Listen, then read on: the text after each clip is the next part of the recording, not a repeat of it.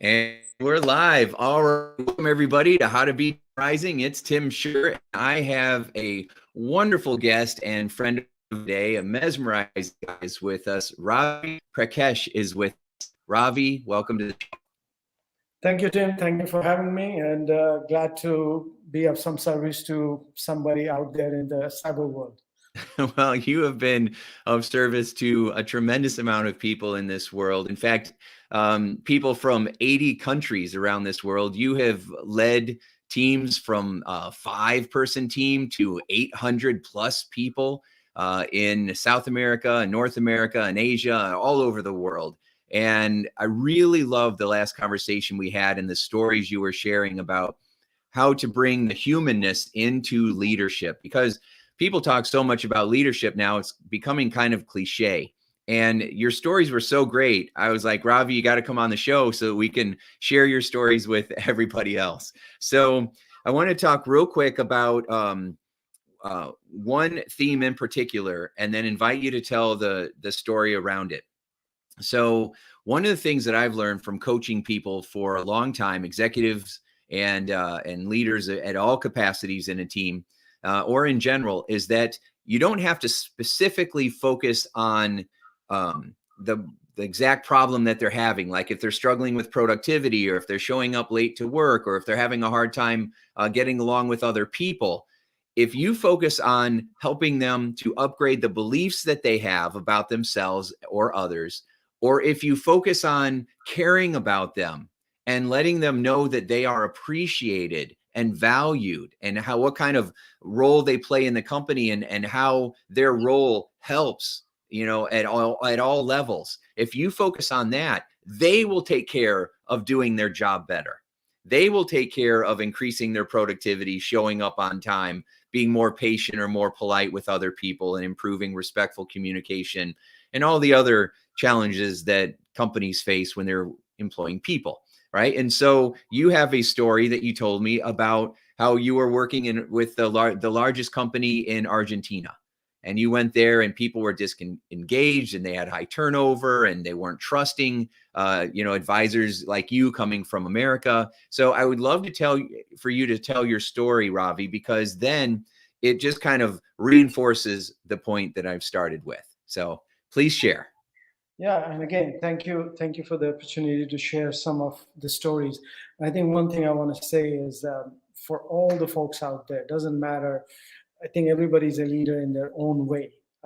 If you wake up every morning and show up to work, you are a leader because that takes certain level of effort. So there's a lot of things, but one of the things that I really want to stress is leadership is first, it starts with you. You have to lead yourself. If you cannot lead yourself, then you cannot lead other people. And so that may require you get up at a certain time, you do certain things to get yourself ready for the day, you do certain things in a certain way. And so if I can read hundreds of books, but that's just external to me. The only thing that really matters is my unique experience. How have I taken my life experiences, my relationships, my connections, my failures, my success, and how do I make it my own? And how do I take that and run with that in the way that my heart tells me to? Not my brain. Brain does come in, but it has to flow through heart and then into your brain. And then you do what you do. I think that is absolutely fundamental because I read a lot, but I get excited about all the things I read, but I'm always looking to say, okay, how do I make it my own? And so the example I'm going to share is, again, many folks listening will probably have had similar experiences, but it is really critical to listen to your heart because it will lead you to the right place. Data is great. We are driven by data everywhere, but data cannot tell me the story behind the data many times. So the example that I shared with Tim earlier when we talked about was, and this has happened not just in Argentina and many, many large projects that I've led, where you go in and the first thing people talk about is everybody's stressed out. Everybody's talking about fire drills. All the words people use are critical. People use words that raises your blood pressure. People use word that doesn't help in building team coordination, cooperation, trust, things that are human, things that make us who we are as human beings. Imagine you walk in your house every day and the only word you say, get this done. I don't care what happens. This is the most important thing. I don't care what you are doing. You start talking in those language. No wonder 60-80% of people don't like what they do. And it is incumbent upon each one of us, and again, I say this with total humility, leadership is not your title. There's leaders are found at, they will not be recognized as leader in any company, but they have demonstrated beyond any doubt that all those folks with no title, so to speak, were leaders because they did things every day, not just the results, but how they carried themselves, how they created the environment. Part of the biggest challenge for a leader is how do I create an environment that is conducive to a work culture or a life culture? Because work and life and education is all about life. How do I create that environment? So I take you back to one of the projects I led in Argentina. It was a transformational project, and transformation, the word transformation is again overused word. It's not change. Change is, whether I like it or not, my hairs are going to go gray at some point. It's a change. I have nothing to do. It happens. I'm going to get old. I'm going to die one day. That's a change. It's just going to happen. Transform is where the old doesn't exist. I have moved from this. I've morphed into something else. That is critical. Yeah. So when I went to Argentina, we had a very young team. I think average age, I would guess, was around 23, 24. And it was a very large project, very stressful. And a lot of the folks in my team were young, so they did not have large project experience. They didn't have the product experience. They didn't have many of what we use as agile methodology as our way of working today in software industry. Some of those things were missing, but the number one thing that was missing was the trust. So when I arrived there, the project had been going on for a year and a half, something like that. The number one question asked of me was, when are you leaving? And so the first 2 weeks I was perplexed, but I ignored it. I never answered. I just joked about it. But finally, at the end of second week, I asked some people, why are you guys asking me this? And their response was very enlightening, because what they said was, well, a lot of people who came from America before, they came, they talked, and they left. And so they felt like they were abandoned. Mm-hmm. Again, I don't think so anybody abandoned them, but that's the feeling they had. So this is also important for all of us to understand who lead people is. We cannot diminish or dismiss other people's feelings. When people come and tell you as a boss or as a leader, hey, this is happening, we cannot tell people, no, that cannot be happening. We have to understand, try to understand where is that coming from. Mm-hmm. So when they told me that, that just put a light bulb in me saying, hey, I think that I understand that they feel abandoned for whatever reason. And that's the first part of what I was talking about with your beliefs, because your feelings are being driven by the beliefs that you have. So Yes. if you have a feeling that you've been abandoned, and your brain will give you evidence, well, this happened and this happened and this happened, so it will give us evidence. But the belief is that you can't trust people, that, as you said, it was a trust problem, that you can't connect with people because they're just going to leave anyway, that nothing's really going to change. You're just going to cause us to have a lot more work or a lot more friction or a lot more frustration. And then you're going to leave and you don't care about us anyway. And so when we have these beliefs that are driving those feelings of mistrust and abandonment, and that it's not going to work out and it's just going to cause more pain, obviously you're not going to get any more collaboration, commitment, productivity, engagement out of somebody who has a set of beliefs like that. Absolutely. And that's pretty much what I did was, just to lay out the layout was, it was a warehouse setting. So there were like 500 people on a floor. I decided to sit in the middle of my entire team. And what we did was, the very first thing, I had a town hall meeting with the entire team, and we did not talk about work. What I really talked to them about was my personal experience. I did not talk about, I did reference a lot of the things I've learned and studied and gained from other people.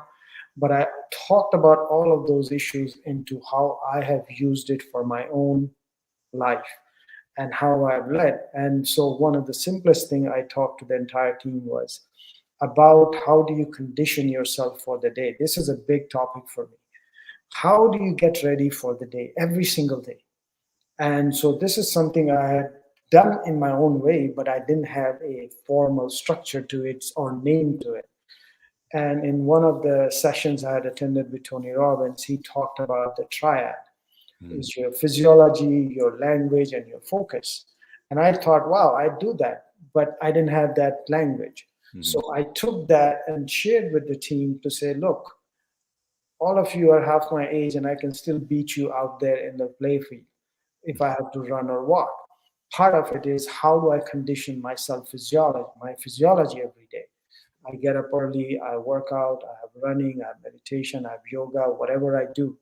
But I am ready. I read something, I write something, I'm ready for the day. I have my mind set to say, how can I help somebody? What can I do today? How can I contribute today? So I'm asking those empowering questions, which allows me to be more resourceful. So that was one of the things I talked about. When I talked about language before, I referenced those things. I'm very intentional, and I want my team to be intentional. One of the first thing I talk about is your subject line on an email. It's as simple as that. If I write my subject line on every project, we have challenges. How do I make sure that the subject line is inspiring, or the subject line is really not creating a high blood pressure among people? So saying, hey, I need this from you, or this is important to me, but let me know when can I talk to you, versus saying urgent, cannot wait. I can still get the job done, but then how you communicate is important. So language is very critical, how we express ourselves. And focus, again, if I continuously focus on things that are going to stress me, or we always use the word, oh, I think this is not working well. Instead of saying that, why can't you use the word, what's the most powerful thing I can do now? So let me review a little bit, because you're giving so many golden nuggets. So let me just review this real quick. Okay. So first, you started when you had a town hall, you got everybody together. And I love when you first said, I had a meeting with everybody and I sat in the middle. Instead of setting apart from yourself, you got in the trenches with people, which people respect and they appreciate, right? You're not removed. You're a part of the team. So many people in the executive suite are removed from the day to day. And as a result, they don't have that connection. They think they do, but they don't. And so then you told your origin story, right? Because people don't care how much you know until they know how much you care. So you started telling your background and where you're from. That also sets a stage for psychological safety, because if you want people to confide in you, you should confide in them first and be vulnerable and be open and share what's going on. And then you shifted into giving them some practical tools, right? Like having a morning routine and setting your mindset. Mindset just means, what is your mindset on, right? And so you're set on having a good day and how you can contribute. And then the last part was language, which you talk about a lot, which, as a professional hypnotist, I talk about language constantly and the power of words and the power of suggestion. So I love this. I have a real quick example of that. I had a woman that works for me and across the seas, and she was in the Philippines. Her name is Noor, and she's fabulous. And I love Noor. And I was texting her one time, and usually I put little smiley emojis and stuff like that while I was in a really big hurry. So I was having a conversation with her, and I didn't use any smile emojis. And she came back the next day and she said, "Are you okay? Are you mad at me?" And I'm like, why? What's the matter? No. And she said, well, usually you always have a little smiley emoji or something. And you didn't have that.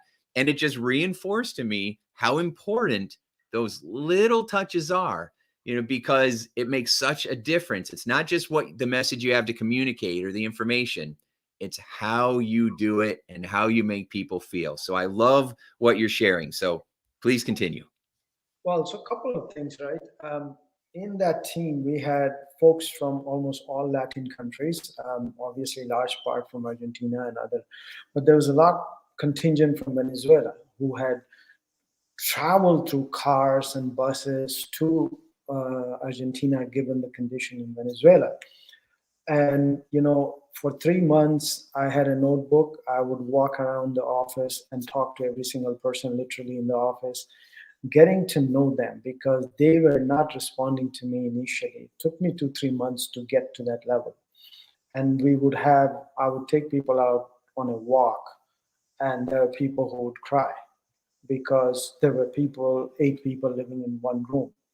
Now, as a leader, if you don't understand that and see how their work is being impacted, then you have missed the real gist of what it is to lead a team.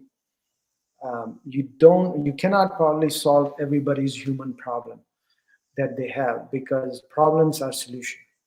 That is a sign of life saying life is asking you to become more, do something different. So, and I'm very familiar with it, and most people are. So I think it also inspires me when I see people like that in the team who are, I had one guy, he had, I think, 5 or 6 people in his family from Venezuela, but he was working really hard on the side. He would go home, study late night, write a certification exam, get certified, come back, and he was just going on. And today, what brings me joy is the day I left after 8 months, 9 months, I was there. I had several town halls along the way in 9 months, but the last one was again about connection and asking them to say, irrespective of which company you work for, the most important company is inside of you. Handle that company well, be the CEO of that company, you're going to be okay in life. Projects will come and go, but relationships last. And today, I'd hired about 65, 70 people during my stay there. So we had about 125 directly in my company and then 400 or 500 people from the client side. All of those folks are gainfully employed, contributing to the society, contributing to their family, and they are trusted friends. We all cried when I left that day. Nobody wanted to leave. And so much in the corporate world, we talk about don't show emotion, don't be emotional. Well, then you might as well employ robots and keep robots so that you get what you need and you move on. I think the whole fun, and that's part of the reason I think a lot of people don't like what they do, is you find robots around you. And I cannot hug a robot, but I can hug a human being. And one of the things I learned from my very first project, I had a boss from England, fantastic fellow, and I was still trying to figure out what I'm good at or what I'll do. And I loved the way he would lead the projects. And I asked him one day, share your wisdom with me. And what he said was powerful. He said, Ravi, everybody has a kingdom. Give it to them. Because the small stuff if somebody likes to work in the morning versus evening versus afternoon, minor issue, don't worry about it. Let them be. And I've tried to do that with people in my career to say, and I don't worry about those things. I don't worry about a lot of the corporate way and I'm not saying it's right or wrong, but I really am always trying to figure out what, in a given situation, what's the best way I can respond to as Ravi, as a human being with whatever experience I have. And if somebody responds however they respond, I want to make sure I respond in a way that is empowering, that is resourceful, and it brings them up and doesn't bring them down. That's the mindset and the practice. It's not even a mindset, it's a practice you have to get into. And it's not about being perfect. As people say, perfection is the lowest standard. We don't want to be perfectionists. We Hmm. want to make sure that we are ready to say, yeah, I tried my best and I failed. Perfectly okay. Let's now learn from this. And I know it's a cliche to say lessons learned. I'm big on that. A lot of the projects that I've done, this is what has happened. We had a project many years ago in Peru, again, very large project. The day I landed in Peru, my job description from my boss was he had three phones. He put the three phones in front of me saying, these three phones don't stop ringing. Your job is to make sure they stop ringing. That was my job description. And long story short, there were 125 people in our team at the time. And they had a very hard time for the whole year because the local leader of the project would always come on a Friday night at 5 o'clock and say, you got to do XYZ. So they could not, somebody had a plan to go to Machu Picchu. They couldn't go to Machu Picchu. They lost the money. It happened for a year and a half. So the team was very frustrated. And I realized that right away. So the very next day of my stay, I met the entire team in a stand up in the morning. I met every single person one by one. Every single person, I shook their hands. I met with them, asked them if there was one or two or three things to change, what would they change? And they told me that, Friday is killing us. We have been here a year and a half and we don't have a life. And it just so happened that we had a major event going on over the weekend. So from Friday night to Monday morning, I stayed at work. I just went to the hotel to take a shower, came back. I stayed the whole 2 days. Monday morning, we had a brief with the client. The top person from the client came, and this person happened to be that day in a very bad mood, and her language was not good. It was very, very, basically, she said, you guys are stupid. You don't know what you're doing. And to that, I did not take it well. I just said we'll talk in a professional manner. When the person did not hear, I just took my laptop and left. And that afternoon, I called the person and said, can we have coffee? And she agreed. We talked. And I said, look, I just arrived here a day ago. And there is a flight to Miami in the evening. I can take that flight and go back. But there is no reason for us to treat our people like this. And we don't have a contract to work 24/7 for anybody. And even if we did, I would not sign that contract. So let us talk about. I totally get it. You want to, deliver a project. I am here to help you do that. But I will not accept my team or any team member, even in your team, because I saw some people in your team crying in that meeting, to be treated like that. So what I would love for you to agree between us is, doesn't matter what it is, if you have a problem, you call me. We will talk. We will plan. But I don't want a Friday evening plan. Our team needs and deserve time to do this. And I also informed her, if you call me before 8 in the morning, I will not answer the call. Because that's my running time. And I would be running. And she had called a few times. And long story short, we did so well eventually on that project that after almost a year, we had trained our team so well that I was running Paris Marathon and I was getting the update on Go Live on my phone while I was running. I didn't have to be there. And our team, and again, so I think we make a lot out of leadership because we are separating leadership from who you are in your heart. And we need to make sure that we are bringing our full self to work as we bring our full self to anything we do in life. If we do that, I think a lot of stress, a lot of the conflict, a lot of the challenges with people will go away. And the trust factor, you can't please everybody in the world. But I think most times you'll be successful in connecting with people and building a relationship that today I can go to literally right now. Ukraine is in news. I love what President Zelensky is doing because not because he's not scared. He's scared. His family is scared. But This is where you separate true leadership from fake leadership. This is not about title. This is about truly. So I was surprised that the United States, and this is not about political talk, but I just want to say this. People need to understand the context. The United States offered him to be evacuated. I think that was a very wrong move because that shows we don't understand what leadership means. We know that he and his family may not survive the next few days, or maybe they will. We don't know that. But the fact that this man is saying, my number one calling today is to lead my country and my people. And again, there is a larger discussion over there. If we all start thinking about my country, my people, my religion, my this, my that, that's when a lot of the problem happens, is because we don't see each other as human beings. But there is a classic case there, even in a project or a small place.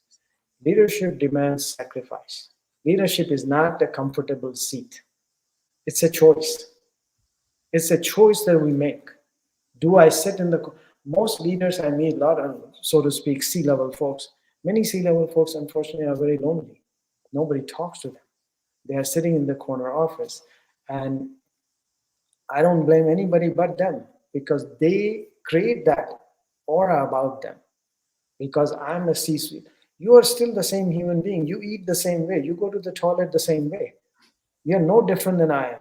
So we need to demystify the idea of leadership, whereby we have a situation where people are able to approach you just as a human being and not your title. And I think that can lead to transformation, where people are thinking about the end, not the means, but the end. What is the end that I'm looking for? So those are some things. There's tons of stories I can tell you.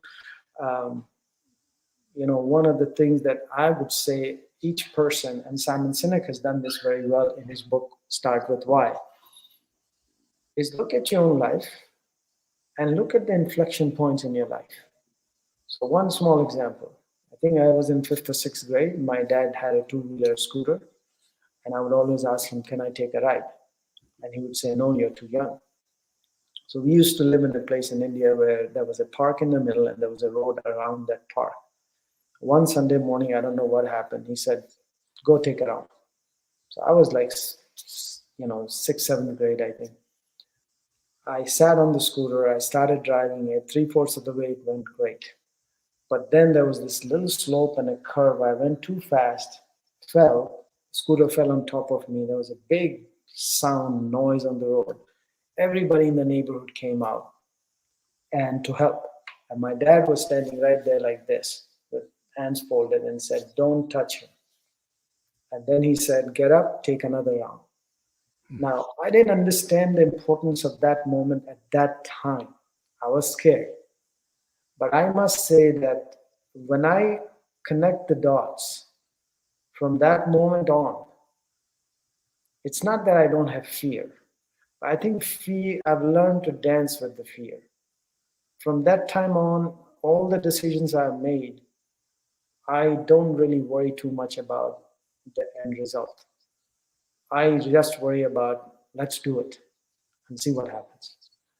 And so I encourage everybody, you all have that in your life, but we never take the time to connect the dots. Learn why you make those decisions and how you make those decisions, because it'll teach you a lot. It's again not about perfection, not about, oh, Tim does it this way and that guy does it that way, so let me do. Don't try to copy people, because everybody else is taken. You are the original. Be that original person. It's okay to read other people's stuff, okay to take on belief system, right? Belief system is not fixed. We can change our belief system. We can question and delete. Okay, I don't need this belief system anymore. For the next thing I'm doing, I gotta have a different belief system.